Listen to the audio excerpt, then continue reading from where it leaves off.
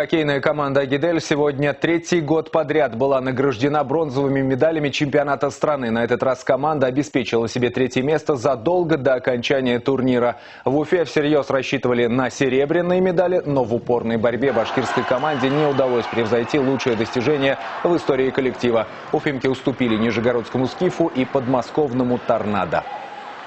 Сезон, я думаю, что выдался сложный, но многому чему нас научил. Справляться там с поражениями, и думаю, что некоторые победы нас тоже много чему научили. Теперь я думаю, что мы ко всем командам будем по-другому относиться.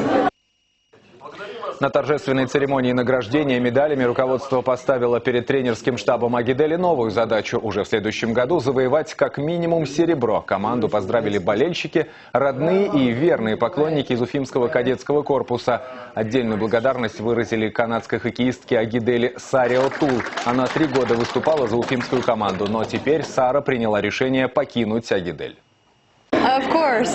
Многие люди спрашивали, почему бы тебе не сыграть еще один сезон здесь. Я сама об этом задумывалась, но я приняла решение. Мне кажется, так будет лучше для моего будущего.